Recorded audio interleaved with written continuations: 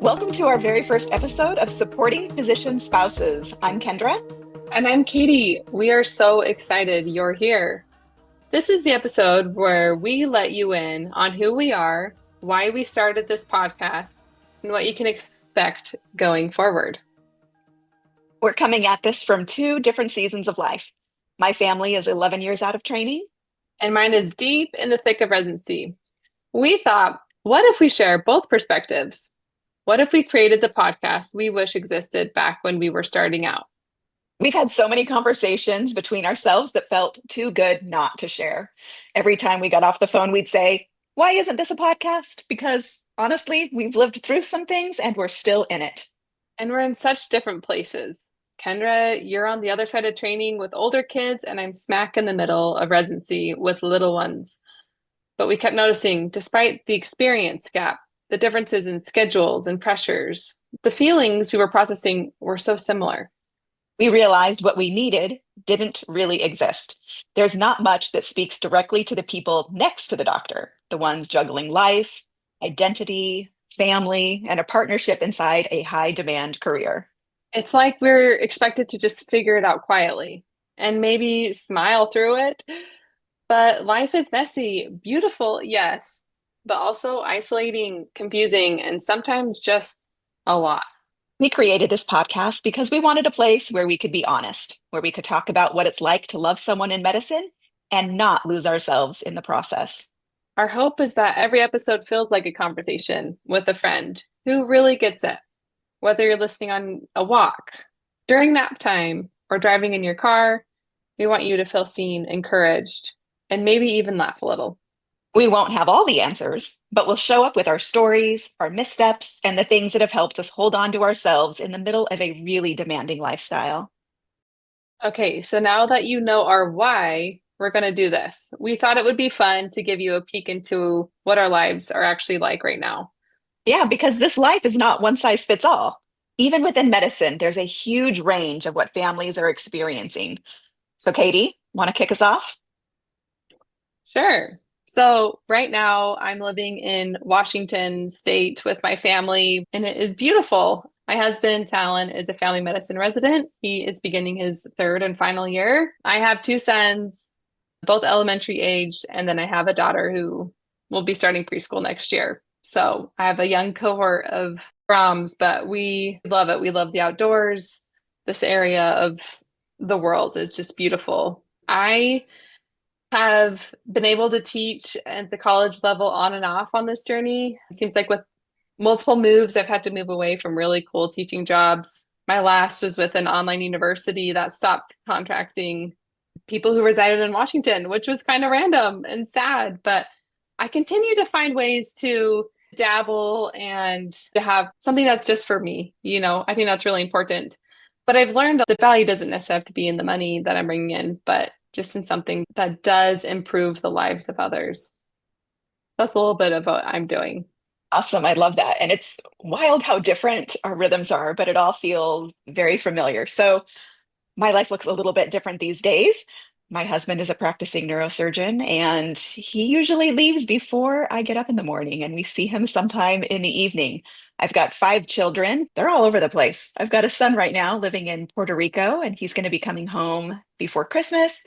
I have a daughter who's getting ready. Actually, by the time this airs, she's going to have graduated from high school. And then I will have a senior in high school and a freshman in high school. And then I'll have a fourth grader. So during the day, everybody is at school, and I am home with our puppy Rosie. We have a mini Bernedoodle, and she keeps me company while I work. And so my day, when everybody is gone, is really devoted to physician families. I do that through a number of ventures and ways. I coach physician spouses. I volunteer for the National Alliance, for my state alliance, for my county alliance. I'm an ambassador for the Dr. Lorna Breen Heroes Foundation, and pretty much just live, drink, breathe everything physician families while my family is away. And you can say it fills my cup because every time I'm done, talking about physician families or creating something for physician families, I just feel amazing. And so the opportunity to do this podcast is really just another way to feel really good. I love that. And just so our listeners know, Kendra is amazing because there have been times in my journey where I'm like, thank goodness we are through that subset, right? The boards or the shelf exams in medical school, what have you. And I don't want to look back. I don't want to remember those memories. I don't want to look back. But what a gift and blessing you are that you continue to devote and you're not fearful of looking back and re kind of experiencing your own journey in order to help others through it, which is how we met Thank you. through coaching. Yes, I know that all feels very good. I recently ran across some of my journals and it's like, oh, I remember all of those feelings very, very well. Yeah. And often I found myself, whenever I'm going to the next step, wanting to ask people who have gone through the journey before me, what surprised you the most? What should I expect? Because wow, I had no idea what I was getting into. In fact, I even have friends who are on the journey who ask me, didn't you know that Talon wanted to be a doctor? Didn't you know that? Almost as a like, why do you complain so much about this? But it's similar to having children, right? Like we all who have chosen to be parents, we're excited about it. You get that first pregnancy test positive and you're like, we're doing this. But you don't quite know what it's going to feel like once you're a parent or what it was like for us on this journey. I think you're right that even though you knew that your partner wanted to be a doctor, there's just so many things you can't know until you're actually in it. And even if you could describe it to somebody, most of the time I tell people you wouldn't believe it anyway. Like I could try to Mm, tell you what it's going to be like, but we all think that we'll be the exception. And the more I talk to people, I realize, there really aren't that many exceptions. But I remember one of the things that really surprised me is that there weren't any official supports for physician spouses. My family, we had somebody who had a military career and then another person who was in civil service. He was in the police academy. And both of my sisters had an extreme amount of support and resources within that organization for them. mm, And I just assumed that all kind of demanding professions that required a lot would have some sort of support for physician spouses. And I was really disappointed when I couldn't find any because it seemed like it should have been institutional, like it was mm, for military families and like it was for those who were in the police service. So that's one of the things that to this day it still surprises me. And maybe one day something will be done about that. This mm, kind of ties into what I was not prepared for. So I was not prepared, even though I thought I was, for how lonely and isolating it would be, not only when my husband was going through medical school and residency, but even afterwards. Just kind of the loneliness and isolation that just comes from a feeling of being misunderstood. That I was not prepared for. mm. Yeah. I think for me, something I wasn't prepared for was um, one, like we've been talking about, just how it actually feels. I was prepared for it to be hard. And in fact, Talon had a mentor who was amazing. And he said, is Katie fully on board for this? Because it's a really hard journey. And I'm an athlete. I have endured physical pain. I was kind of up for the challenge. I thought it was going to be exciting. But the way it actually feels when um, Talon's gone for hours or needs 4 more hours of study time and I'm alone, or I'm at Christmas or celebrating 4th of July with my family alone again and again and again. And just how it feels internally, which then turns into my narrative. I think our Mhm. narrative is so powerful, our mindset. I wasn't quite prepared for that. Excellent. But in addition to that, something that I continue to struggle with is just continuing to carve out time for me in the journey and how hard it was going to be, which I think is a consequence of two things. One, a demanding career of Talon, but two, building a family in the meantime. So I had my first son before medical school, but he was a year and a half when we moved away from family for my husband to start his schooling. I had my second second month of medical school. And then I had my third and the fourth year of medical school. And really, that is the pressure that has made it really hard, where I've sacrificed a lot. With every move, I typically am starting a new job and I have to give it up, right? Or I'm choosing Mhm. to, but with sadness. With every added child, it's continuing to navigate their needs with my own. And again, it's things I've heard people say about how challenging, but when I've been in it and feeling it, it's hard. Yeah, definitely. So in all of that, Katie, all of the moves, all of the babies, all of the, starting and quitting jobs in order to facilitate your husband's career. Let's talk about what has helped you to stay grounded. Yeah, it's such a great question. Time with my spouse is so important. There are times and seasons where that is way more minimal than others, different depending on the rotation. But the intentional time, not watching a show, not scrolling on our phones, sitting next to each other, not while we're putting our kids to bed, but while we're choosing to be together, even if it is doing chores, but we're actually communicating, we're actually talking, which sounds so silly, but those are the moments that ground me, that remind me that we are on a team. This is a family venture. We both are feeling the struggle, hearing what he's experiencing and also sharing how what I'm experiencing fosters that compassion between us in our marriage. And that's really grounding. What about for you?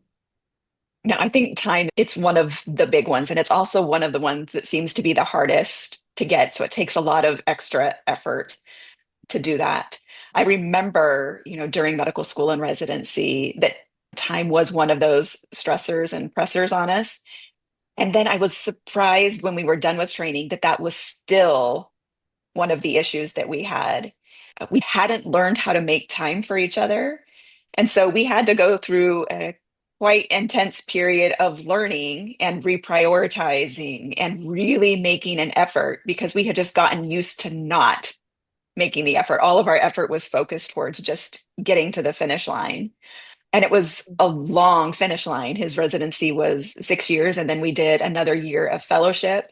And we just did not know how to take care of our relationship very well. So, with a lot of effort and a lot of work, even still, we struggle with doing the same things over and over. It's like we go to the grocery store and we go get dinner. It's like, okay, well, that is, while that's great, it's great to spend time together.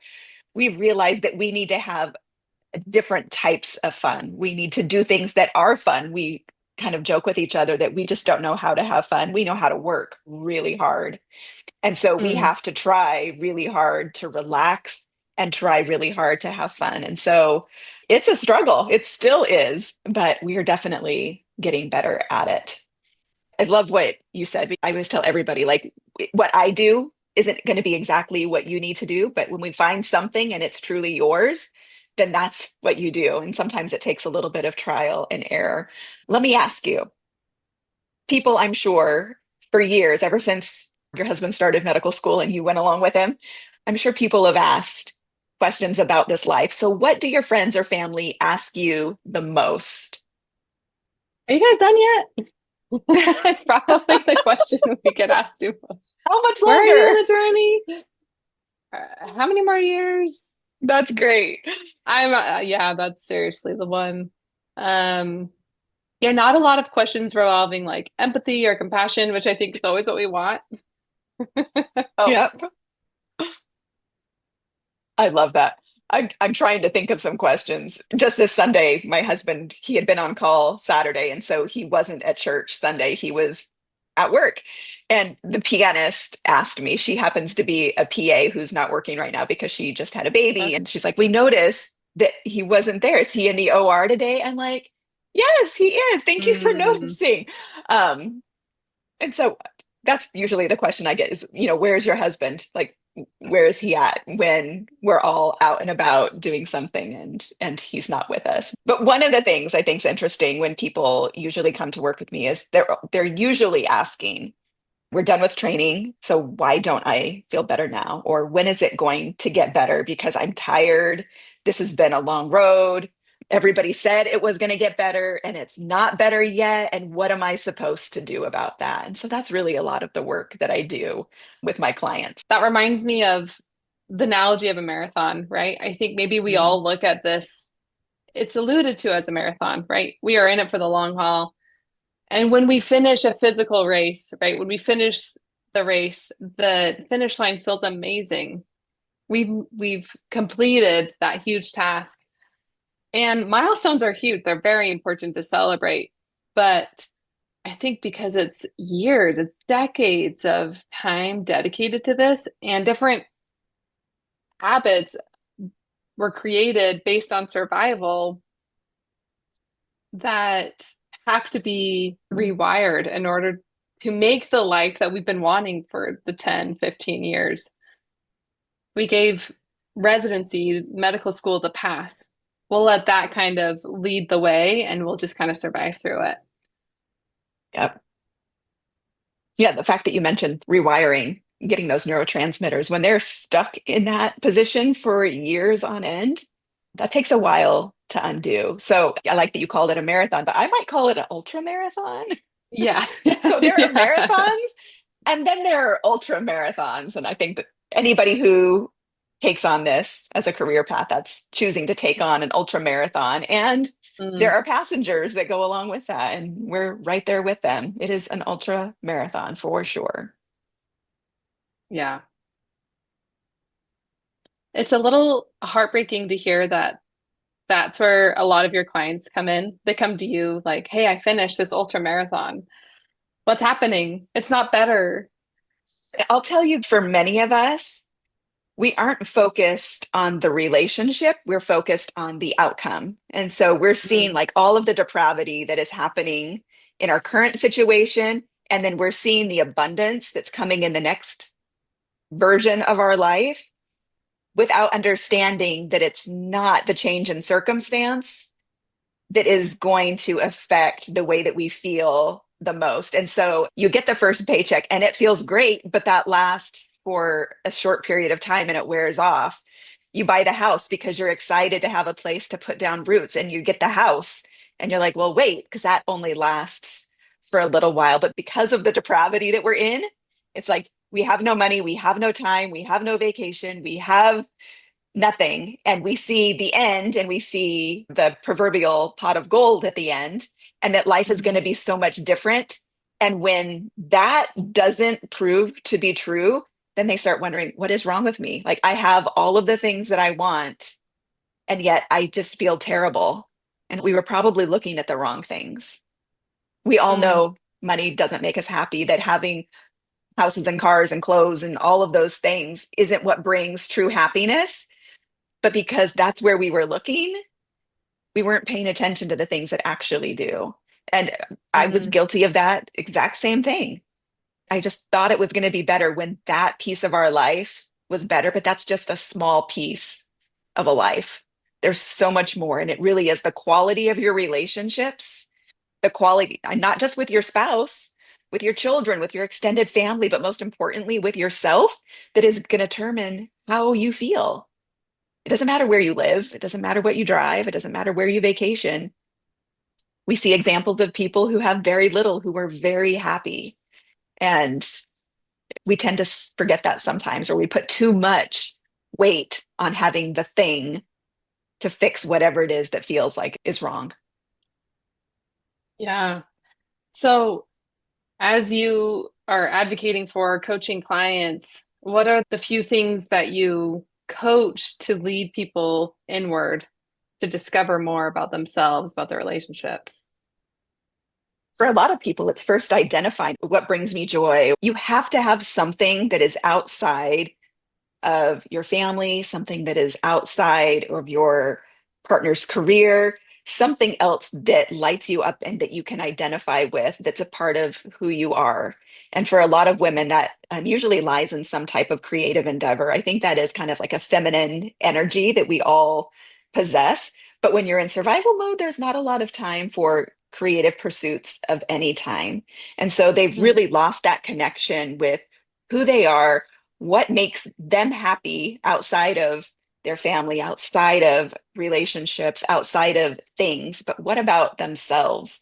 There are so many talented, extremely talented women that I get to work with who don't make the time to nourish that part of themselves. And that is like tending a little fire. And for Mm. most people, that fire is completely gone out. And so learning how to rekindle that and then to keep it going and to create systems and routines and practices that help you nurture the things that feed your soul so that you have something to pour out to your family. So you're not showing up irritable and cranky and moody because you're taking care of yourself and the things that you honestly need. The image that came to my head when you mentioned the little kindling, it's amazing as I've added more creativity to my fire. I feel like there's like an Hmm. explosion of good energy, right? The momentum hits fast. Hmm. And what if that was the habit that all of us spouses kind of went out this journey with, and we all had that creative momentum, and that's how we were leading this journey? Wouldn't that be beautiful? It would be a completely different experience. Yeah, that's so good. That's awesome. All right, that's a little bit about who we are and why we're here. If you're still listening, thank you. We're so glad you found us. Yeah, our hope is that this podcast feels like a little cozy corner of the internet for you, a place where you can laugh, feel seen, and remember that you're definitely not doing this journey alone. And we're just getting started. Be sure to subscribe so you don't miss any episodes. And if Hold anything we on. said today made you nod your head, laugh, or feel a little less alone, would you text this to a friend who might need it too? We're trying to build this community one episode, one conversation at a time. Thanks for being a part of it. We'll see you next time.